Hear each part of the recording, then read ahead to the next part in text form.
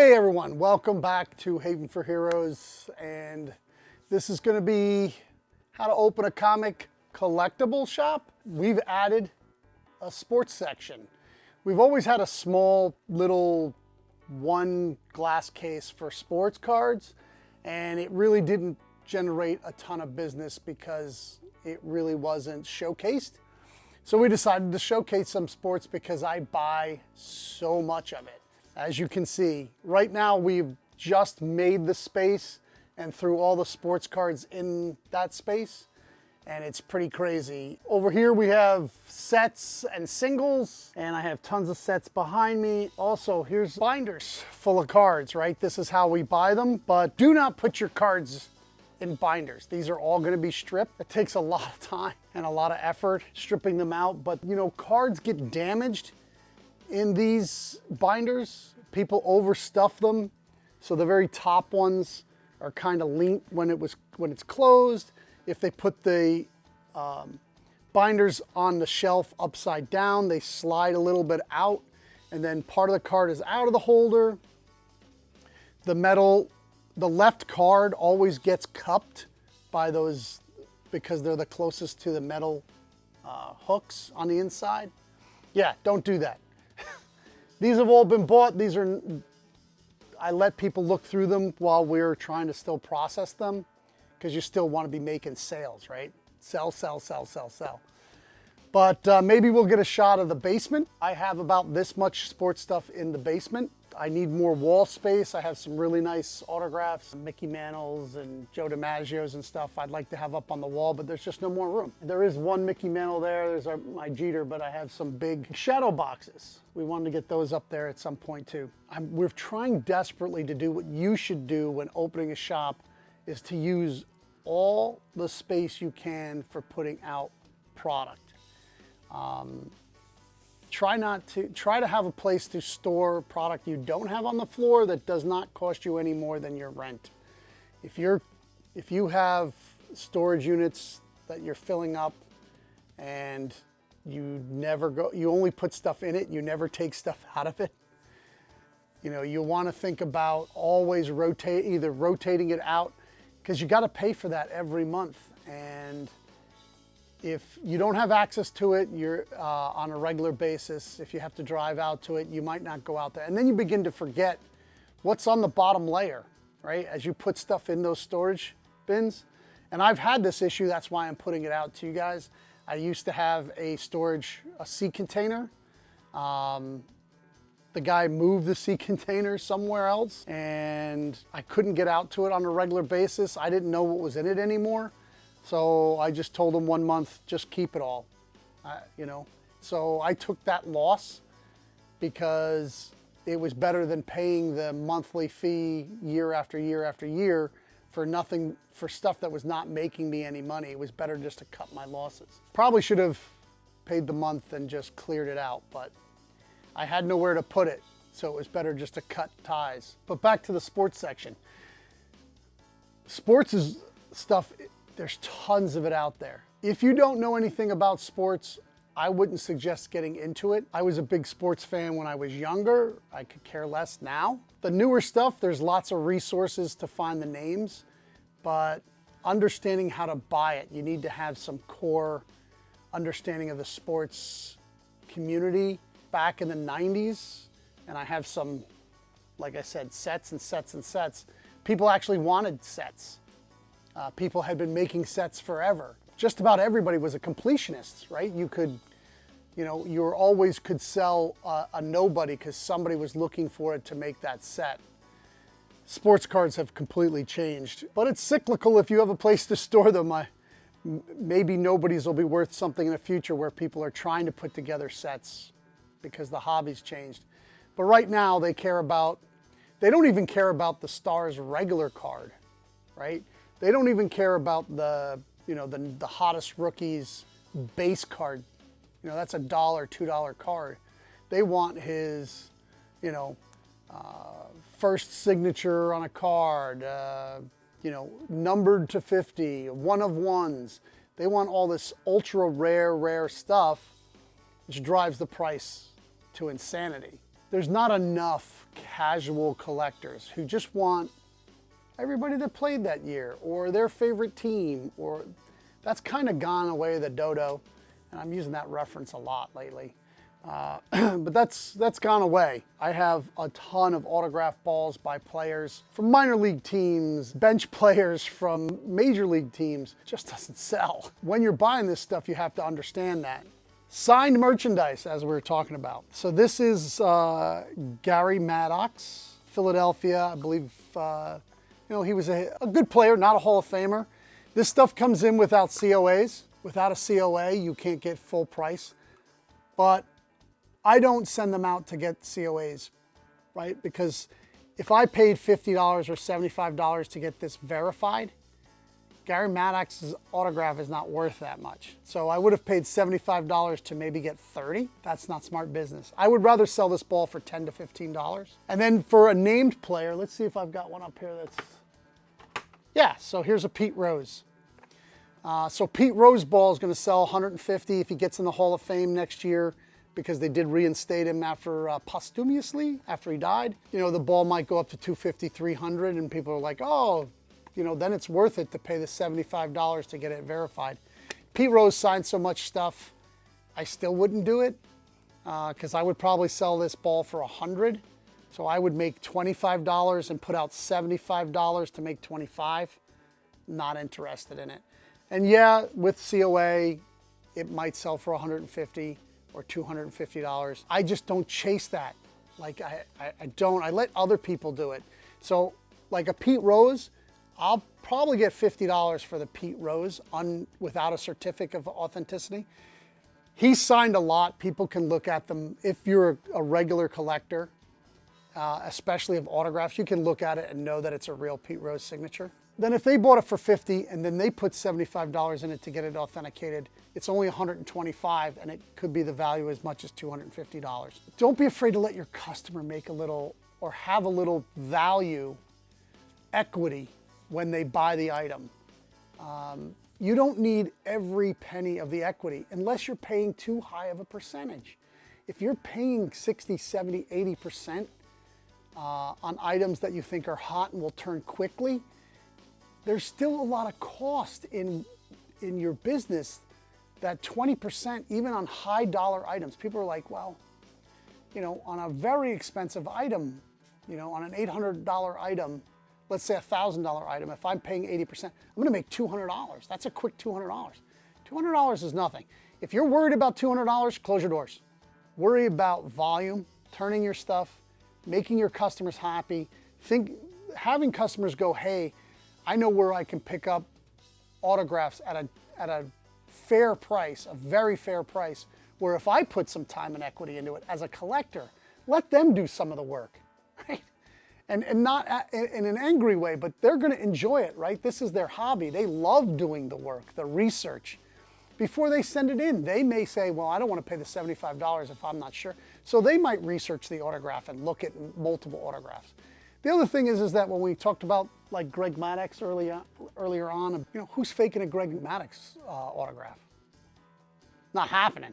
In the certain players, like I have baseballs that are signed at minor league teams sign balls.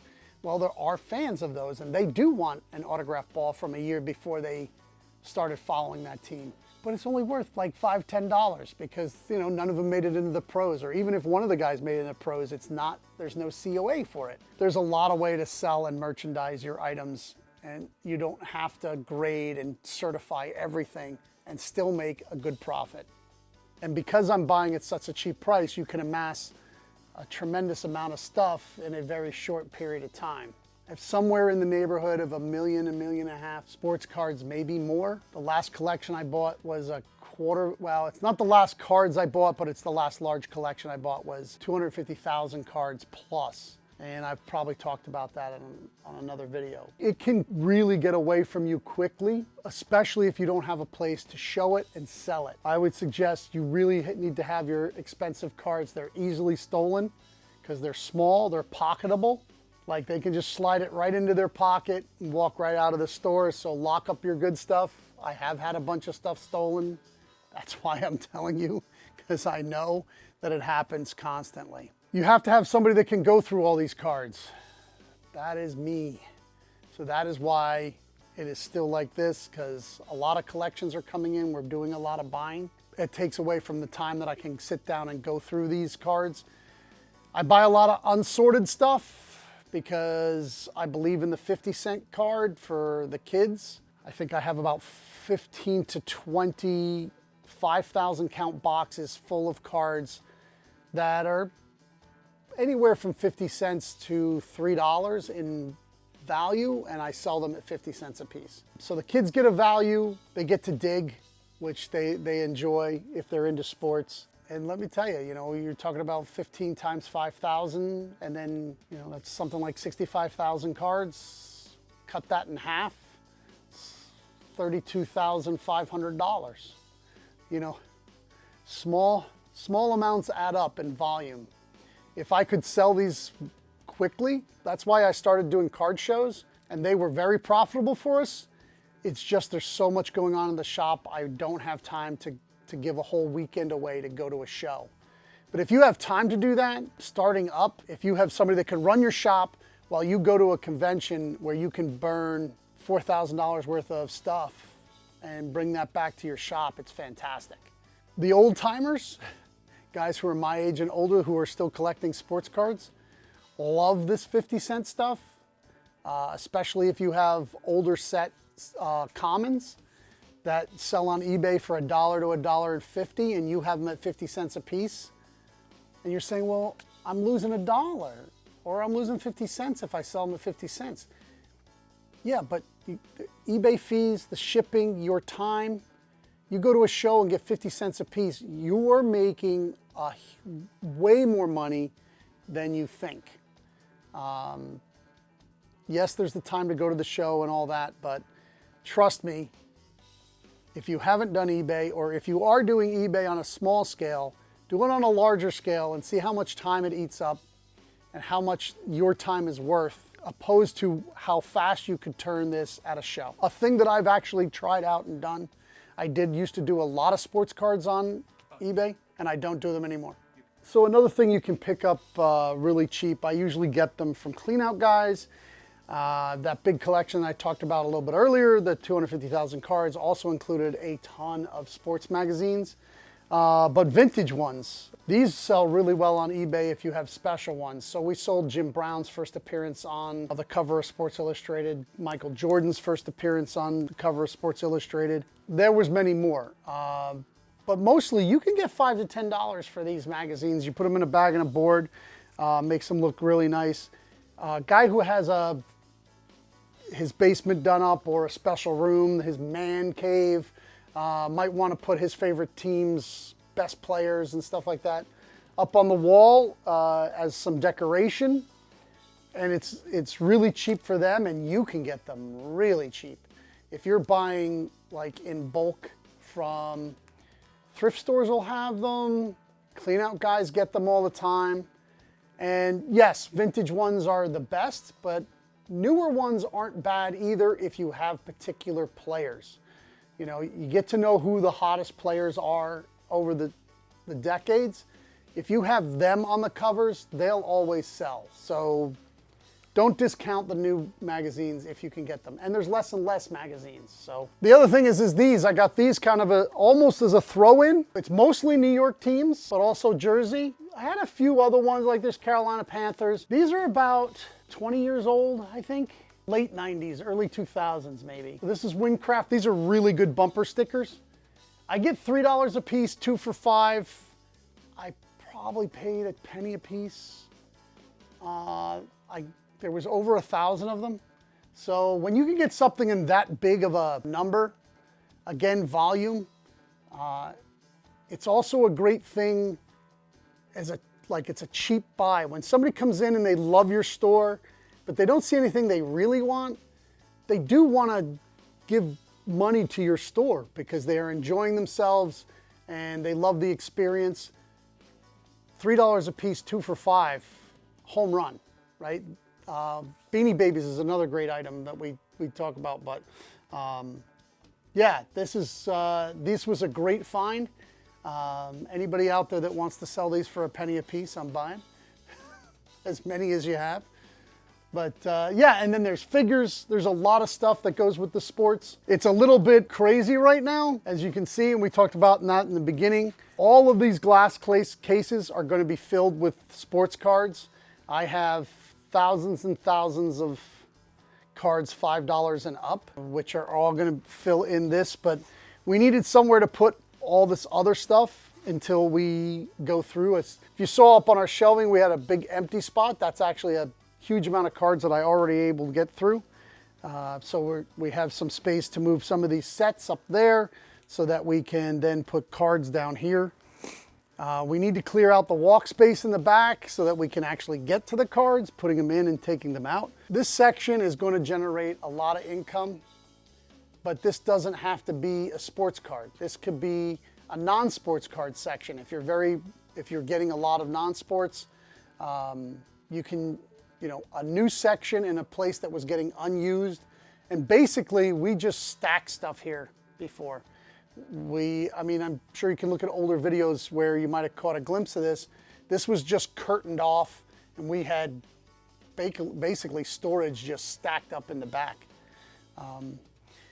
Even like when I talked about storage before, sometimes I don't like to take stuff off the floor because if it goes into the basement, even though the basement is right here and I don't have to go to a storage unit, it sometimes gets left down there and forgotten, and it sits and sits and sits when you could be selling it. So we want to turn as much product as possible. That's where you get profitability, especially in the speed of it. Again, there's lots of collections that come up all the time in sports that are very inexpensive.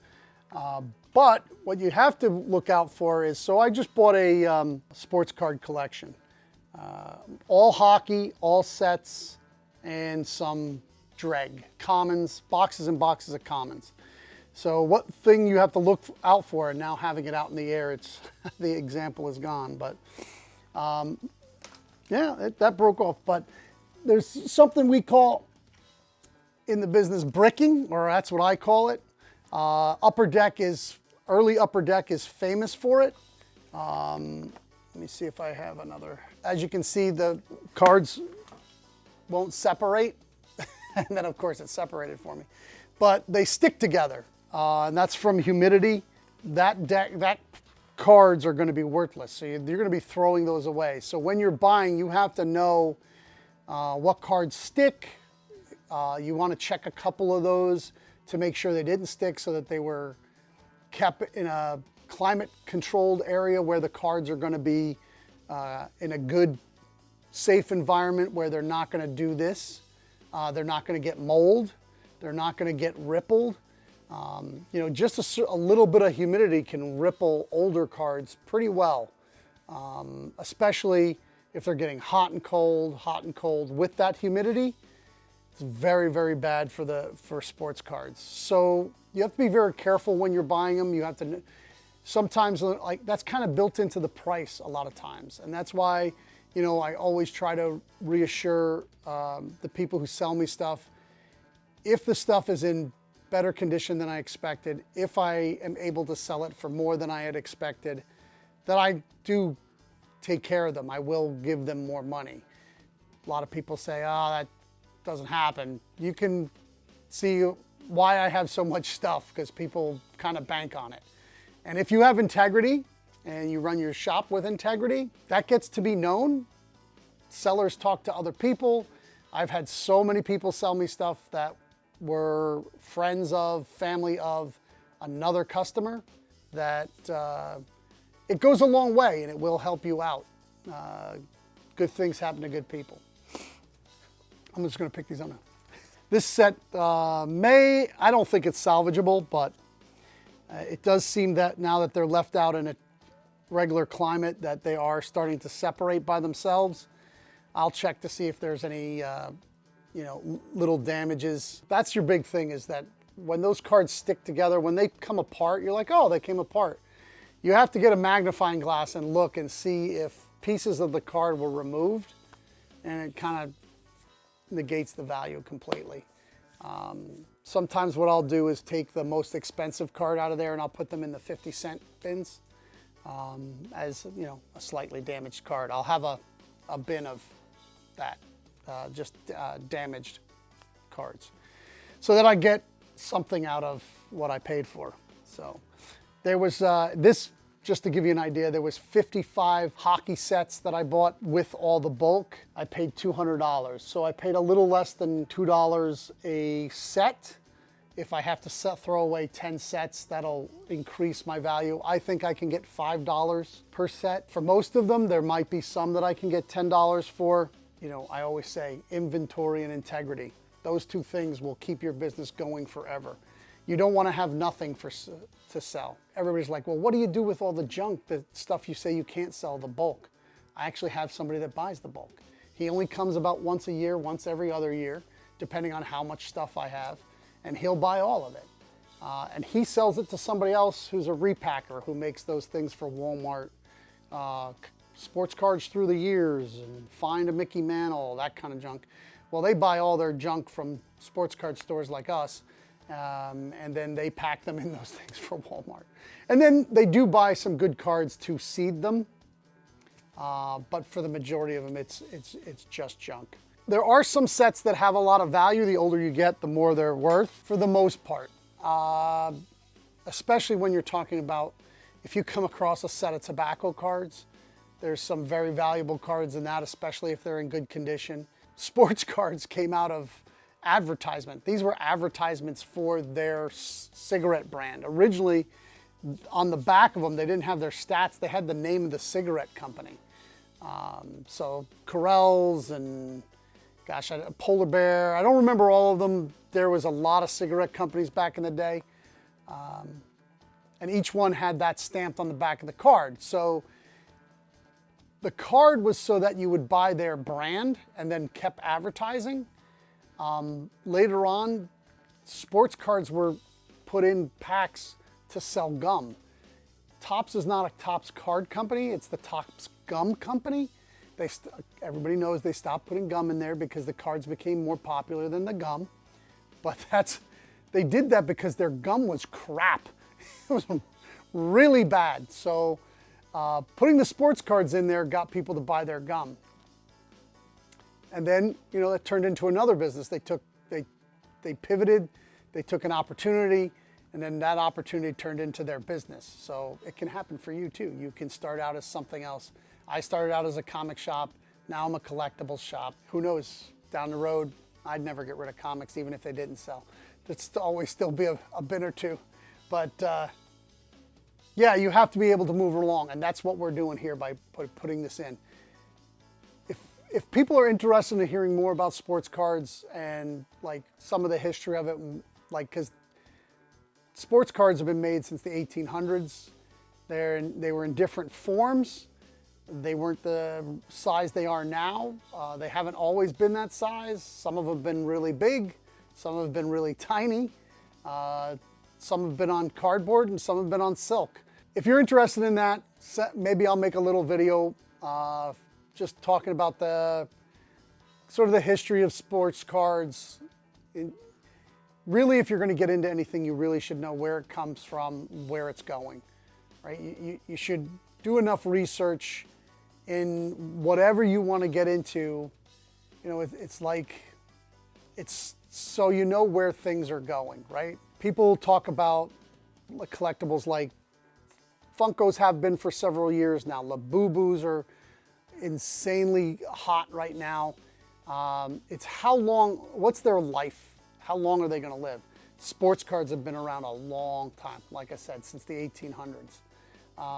Comic books around a long time. Earlier than in the early 30s, there was comic books, but there wasn't superhero books, but there was comic storytelling before there was superhero books. So it's been around a long time. Music and media, vinyl's been around a long time. Early 1900s, maybe even late 1800s. If you're talking about Edison when he was making the wax cylinders of recordings, and then they went to the hard vinyl that were really thick and played at 78 RPMs. And that kept moving on, and cassette tapes, although most bands stopped making cassette tapes for a long time. But if you go to shows, a lot of bands now have cassette tapes because people are getting back into them. Why? Because analog is better. You can tell me I'm wrong in the comments. Scientifically, you're wrong. Digital sucks. Analog is way better. Vinyl, cassette tapes, even 8 tracks if you have a good player. If you really want to hear great sound out of a cassette tape, you should get a 4-head. Oh, I'm going way off on a tangent now. I'm into electronics. Let's reel it way back in. Yeah, so if you want to add something to your store, be knowledgeable about it. There's plenty of it out there to buy. You can find it everywhere. I have a video on sourcing. Watch that video.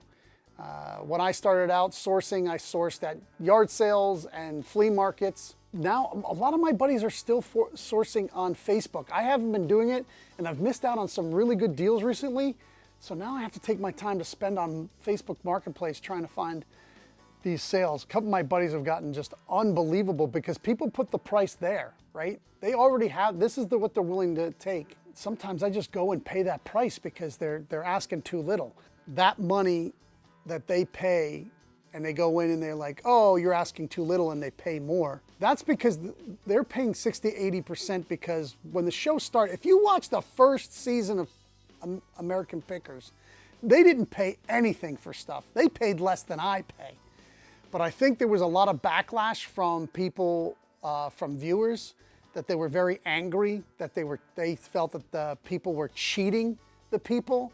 But what people don't understand is that we have an expertise and we're willing to spend our time and our effort reselling it. And sometimes stuff doesn't resell, even if it's a really cool item.